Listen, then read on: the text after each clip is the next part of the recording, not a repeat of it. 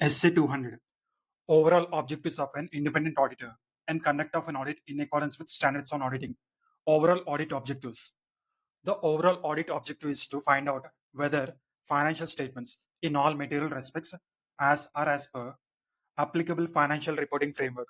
If it is fair presentation framework, we have to additionally specify whether financial statements give true and fair view, that is reasonable assurance. Obtain reasonable assurance, that is high level of confidence, whether financial statements as a whole are free from material misstatements. How to obtain reasonable assurance? By overall understanding given by the financial statements after examining all material items. Material misstatements can occur due to fraud or error. Final draft report as per findings and essays. And finally, the draft report should be communicated with the client. Auditor objective is not to comment on efficiency, effectiveness, propriety, or prudence, or future viability.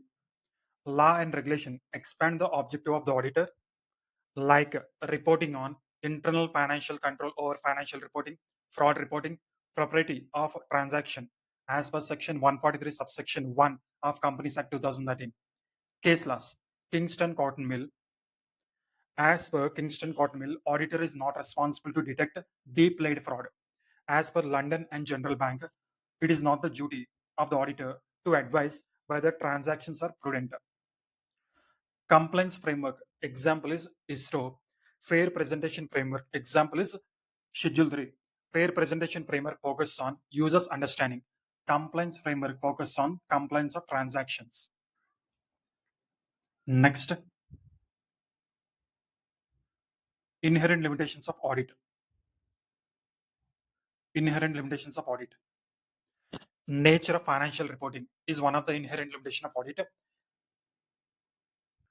Financial statements are prepared based on judgment by the management in applying financial reporting framework.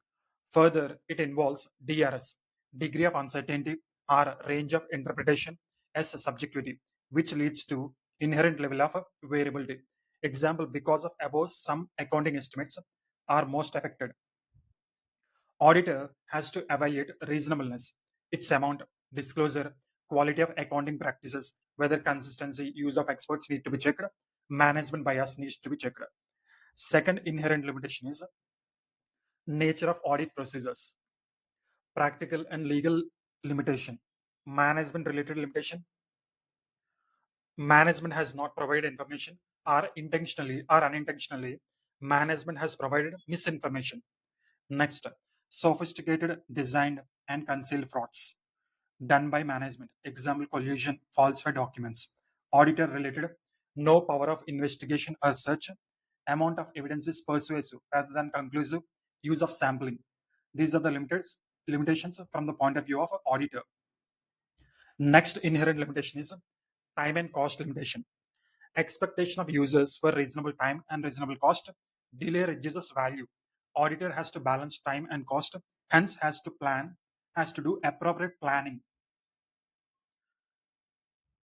Difficulty, time, and cost are not valid basis for reducing the quality of audit. So DTC, difficulty, time, cost are not valid basis for reducing the quality of audit.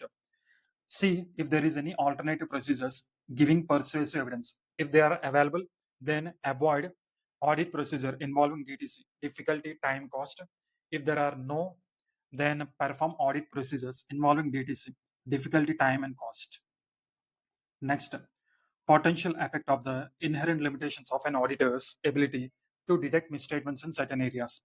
Because of inherent limitations, auditor's ability to detect material misstatements gets affected in certain assertions or subject matter as given below. Hint is Ferenger. F.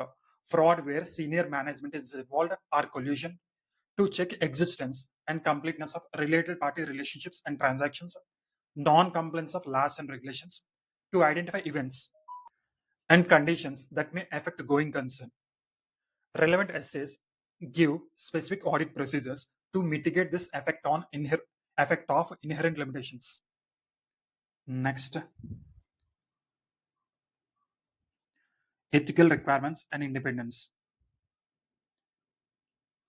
It is mandatory for auditor to comply with ethical requirements. To be ethical, being ethical is expressed as a fundamental principle of professional ethics given in Code of Conduct.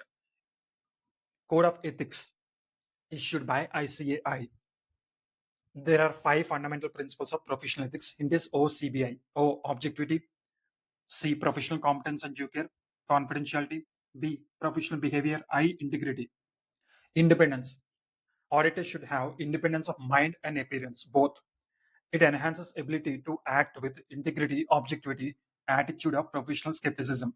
For audit assignment, ethical requirement plus independence both are required. For other assignments, only ethical requirement, accounting and taxation. For other assignments means accounting and taxation, only ethical requirement is required. For audit, both ethical and independent should be there. Professional skepticism, attitude to remain alert for conditions indicating possible misstatements. Don't just blindly rely on the past. It includes questioning mind and critical assessment. Professional skepticism is required in following cases. In case of contradictory evidence, conditions including possible fraud, audit procedure, in addition to assess information which questions reliability of documents and responses. These reduces a risk of overlooking, overgeneralization, inappropriate assumptions. Compliance with essays. Auditors should first understand essays and comply with essays at the time of planning and performing audit procedures and at the time of obtaining sufficient and appropriate audit evidence. Exception: if essays are not relevant, then compliance with essays are not required. Example, essay 800. Next, requirement is conditional and conditions doesn't exist. In some cases, essay 540 and essay 705 is not applicable. In such a case, it is not required to comply with those essays. Departure from specific procedure, as it would be ineffective, perform alternate procedures. A report shall not represent compliance with essays in audit report unless all essays are complied. Failure to achieve objective, not able to achieve objective given in relevant essays, then modify the opinion, either give qualified opinion or disclaimer, or withdraw from the engagement.